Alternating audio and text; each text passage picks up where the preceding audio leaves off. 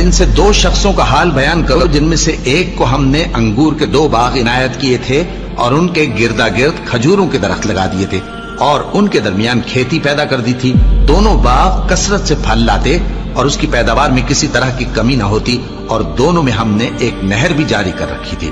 اور اس طرح اس شخص کو ان کی پیداوار ملتی رہتی تھی. تو ایک دن جبکہ وہ اپنے دوست سے باتیں کر رہا تھا کہنے لگا کہ میں تم سے مال و دولت میں بھی زیادہ ہوں اور جتھے اور جماعت کے لحاظ سے بھی زیادہ عزت والا ہوں، اور ایسی شیخیوں سے اپنے حق میں ظلم کرتا ہوا اپنے باغ میں داخل ہوا. کہنے لگا کہ میں نہیں خیال کرتا کہ یہ باغ کبھی تباہ ہو اور نہ خیال کرتا ہوں کہ قیامت برپا ہو،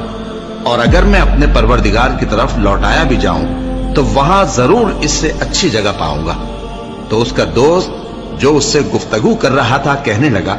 کہ کیا تم اس ذات سے کفر کرتے ہو جس نے تم کو مٹی سے پیدا کیا، پھر نطفے سے، پھر تمہیں پورا آدمی بنایا؟ مگر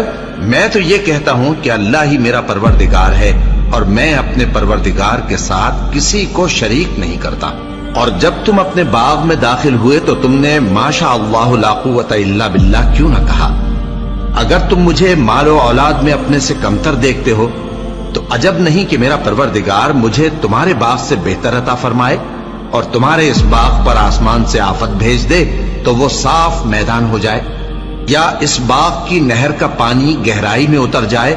تو پھر تم اسے تلاش نہ کر سکو، اور اس کے میووں کو عذاب نے آ گھیرا اور وہ اپنی چھتریوں پر گر کر رہ گیا، تو جو مال اس نے اس پر خرچ کیا تھا اس پر حسرت سے ہاتھ ملنے لگا اور کہنے لگا کہ کاش میں اپنے پروردگار کے ساتھ کسی کو شریک نہ بناتا. اس وقت اللہ کے سوا کوئی جماعت اس کی مددگار نہ ہوئی اور نہ وہ بدلہ لے سکا.